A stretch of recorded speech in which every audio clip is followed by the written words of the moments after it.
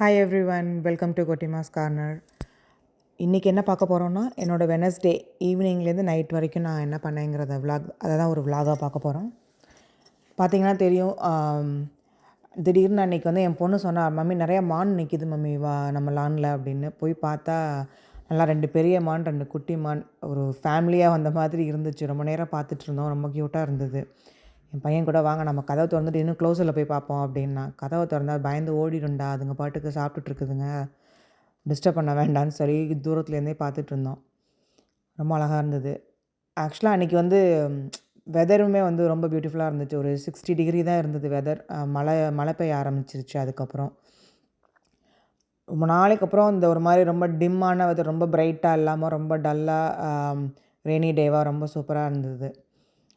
என் பொண்ணுமே அன்றைக்கி ஒர்க் இல்லை அவளுக்கு. அவளுமே வீட்டில் தான் இருந்தாள். நானும் ஒர்க்லேருந்து வந்துட்டேன், ஏர்லியாகவே வந்துட்டேன் நான். ஸோ நான் என் பொண்ணு பையன் 3 பேர் மட்டும் தான் இருந்தோம் வீட்டில். ஸோ அன்றைக்கி கொஞ்சம் நல்லா என்ஜாய் பண்ணோம். சரி, அதனால நைட்டு டின்னருக்கு ஸ்டார்ட் பண்ணலான்னு சொல்லிவிட்டு என்ன வேணும்னு கேட்டேன். இடியாப்பம் கேட்டுச்சுங்க. ஸோ இடியாப்பமும் வெஜிடபிள் பாயாவும் பண்ணலான்னு சொல்லி அன்றைக்கி நைட்டு அதான் பிளான் பண்ணேன் பண்ணுறதுக்கு. ஸோ இந்த இடியாப்பம் மாவு வந்து எங்கள் ஊர் புதுக்கோட்டையில் வாங்கினது. பாயாவுக்கு வந்து சோக் பண்ணி வச்சிடலான்னு சொல்லி சும்மா அந்த கசகசாவும் சோம்பு முந்திரி பருப்பு மட்டும் தண்ணியில் முன்னாடியே ஊற போட்டுட்டேன். ஏன்னா என் பொண்ணு வந்து சாட் கேட்டா, சமோசா சாட் வேணும் அப்படின்னு சொல்லி கேட்டா. ஸோ அதனால் இதை முன்னாடியே சோக் பண்ணி ரெடி பண்ணி வச்சிடலாம், நம்ம கரெக்டாக அரைக்கும் போது ஊறி இருக்கும், ஈஸியாக இருக்கும்னு சொல்லி நான் அதை மட்டும் சோக் பண்ணி வச்சுட்டு, சரி சமோசா சாட் பண்ண ஆரம்பிச்சிடலான்னு சொல்லி இந்த ப்ரீ ஒர்க் மட்டும் கொஞ்சம் முடித்தேன். அன்றைக்கி காலையில் நான் அரிசி வேறு ஊற போட்டு போயிருந்தேன் மாவு அரைக்கிறதுக்கு. ஸோ அந்த ஒர்க்கும் ஸ்டார்ட் ஆகிருச்சு சைடில். ஸோ கடகடன் வேலையை முடிச்சிடலாம், ஒரு 7:30க்கெலாம் முடிச்சிடலான்னு சொல்லிட்டு ஒர்க்கை ஸ்டார்ட் பண்ணிட்டேன்.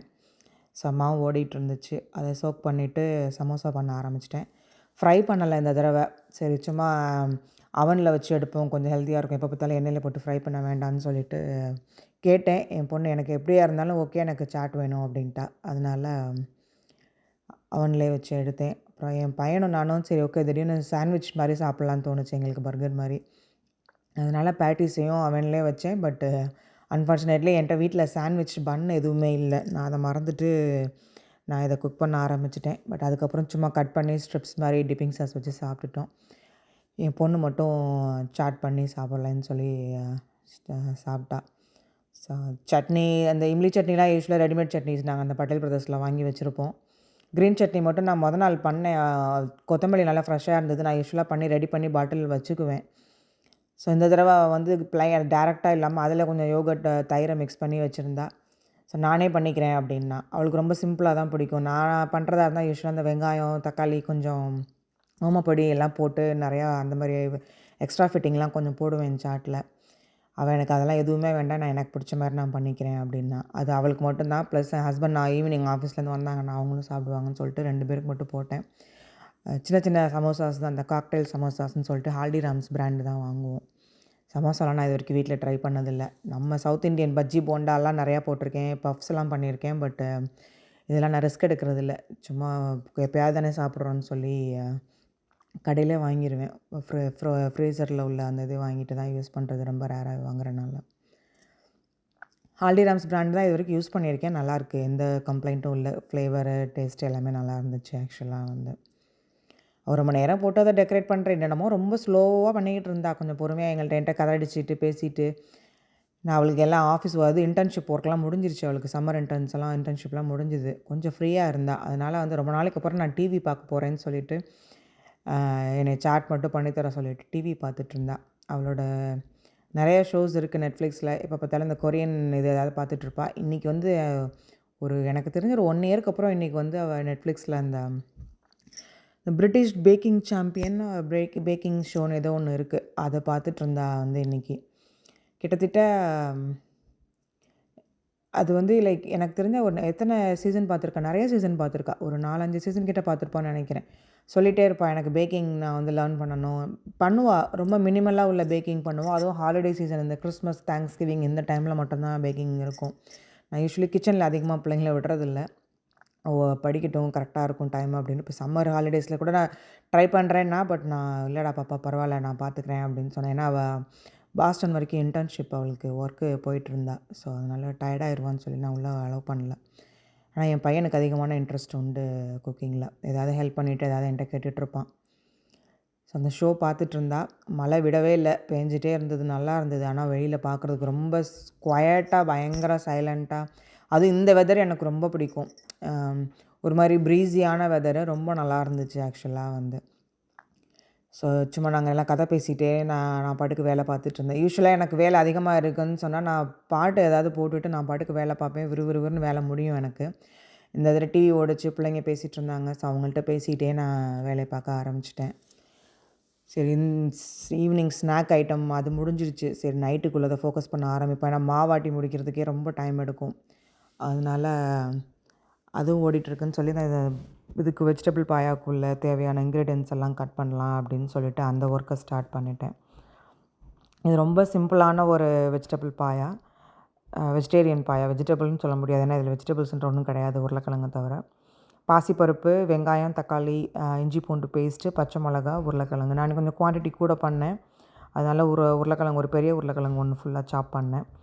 ஸோ 2 கை பாசிப்பருப்பு குக்கரில் போட்டுட்டு நல்லா அலசிட்டு நறுக்கி வச்சுருக்கிறது எல்லாமே போட்டு இஞ்சி பூண்டு பேஸ்ட்டு அரைச்சி இஞ்சி பூண்டு பேஸ்ட்டும் ஒரு 2 டேபிள் ஸ்பூன் நல்லா நிறைய இஞ்சி பூண்டு பேஸ்ட்டு எல்லாம் போட்டு மிக்ஸ் பண்ணி சால்ட் போட்டுட்டு குக்கரில் ஒரு 2 விசில் வச்சா போதும். 2 விசில் தான் நான் வச்சேன். ஏன்னா பாசிப்பருப்பு குயிக்காக வெந்துரும்னு சொல்லிட்டு.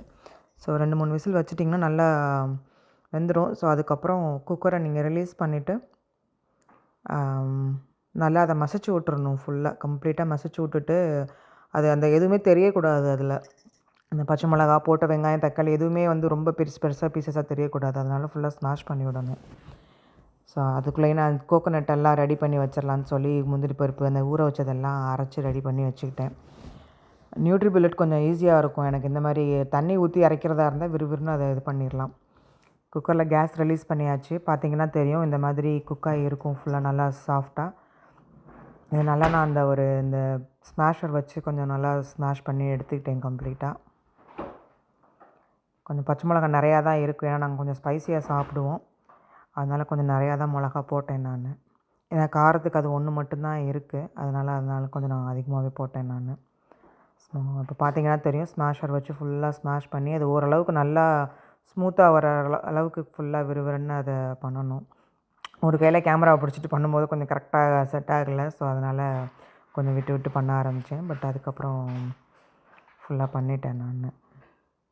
அந்த சைடு அடுப்பில் வந்து இடியாப்ப மாவு பிணையிறதுக்கு தண்ணியும் போட்டு ரெடி பண்ணி வைக்க ஆரம்பிச்சிட்டேன் நான். ஸோ நல்லா ஸ்மாஷ் பண்ணிவிட்டு அரைச்சி வச்ச அந்த தேங்காய், சோம்பு, கசகசா, முந்திரி பருப்பு அந்த பேஸ்ட்டும் போட்டு இதுக்கப்புறம் குக்கர் விசில் வைக்கணும்னு அவசியம் இல்லை. நான் ஃபுல்லாக க்ளோஸ் பண்ணாமல் ஓரளவுக்கு க்ளோஸ் பண்ணி நல்லா அந்த ஸ்மெல் போகிற வரைக்கும் நல்லா கொதிக்க விட்டுட்டேன். ஸோ இந்த மீன் டைம் வந்து என்னோடய மாவும் அரைச்சி முடிச்சாச்சு. ரொம்ப ஃபஸ்ட் டைம் எனக்கு வந்து உளுந்து வந்து இந்தளவுக்கு வந்து உபரி கொடுத்துருக்கு. குவான்டிட்டி இவ்வளோலாம் எனக்கு வந்ததே கிடையாது. ஏன்னா நான் இந்த தடவை உளுந்தம் பருப்பு மாற்றினேன். காஸ்கோவிலேருந்து இந்த ஆர்கானிக் உளுந்தம் பருப்புன்னு சொல்லி விற்றுது. சரி அதை வாங்கி ட்ரை பண்ணலாம் அப்படின்னு ட்ரை பண்ணேன். யூஸ்வலாக பட்டேல்ஸில் தான் ஸ்வாடுன்னு சொல்லிட்டு ஒரு பிராண்ட். எனக்கு தெரிஞ்ச ஒரு 20 இயர்ஸாக நான் அதுதான் யூஸ் பண்ணேன்.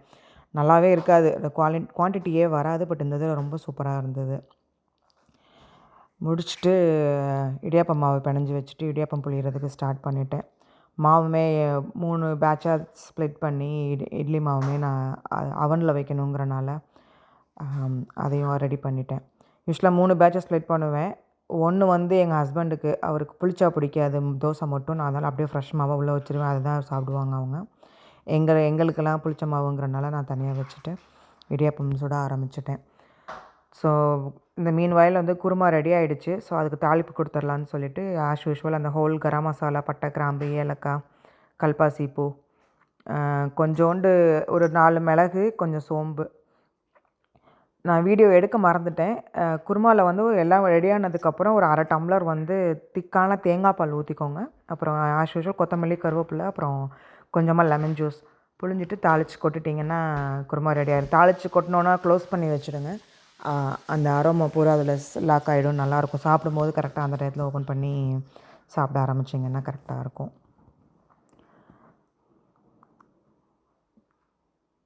தாளித்து விட்டுட்டு நான் இடியாப்பம் புளிய ஆரம்பிச்சிட்டேன். 2 செட் ஆஃப் இடியாப்பம் புளிய ஆரம்பித்தேன். 1 வந்து இந்த மாதிரி ட்ரேஸில் வச்சு பண்ண ஆரம்பித்தேன். அப்புறம் டின்னர் ரெடி ஆயாச்சு. சாப்பிட ஆரம்பிச்சிட்டோம். ஒரு 7:30க்கெலாம் எல்லாம் முடிச்சு க்ளீன் பண்ணிட்டேன். யூஸ்வலாக நாங்கள் நைட்டு டைம் இருக்குது ஒரு 8:30. இது இப்போ சம்மருங்கிறனால 8:30க்கெலாம் எல்லாம் முடிஞ்சுது வேலை. ஸோ எங்களோட ஃபேவரட் ஷோ நெட்ஃப்ளிக்ஸில் நெட்ஃப்ளிக்ஸில் இல்லை, எங்களோட favourite web series Heart Beat பார்க்கலான்னு சொல்லிட்டு நான் ஒரு 9:30க்கெலாம் படுத்துருவோம். ஸ்கூல் நெக்ஸ்ட் வீக்லேருந்து ஸ்கூலு 9 o'clockலாம் போய் படுத்துருவாங்க. இப்போ சம்மர் ஹாலிடேஸுங்கிறனால ஒரு 9:30 10 ஆகிடுது படுக்கிறதுக்கு. சாப்பிட்டுட்டு எங்களோட ஷோ பார்த்துட்டு நாங்கள் படுக்க போயிட்டோம். எங்களோட ஈவினிங் டு நைட் ரொட்டீன் முடிஞ்சுது. தேங்க்யூ ஃபார் வாட்சிங் and supporting my channel. You all have a great day. Bye.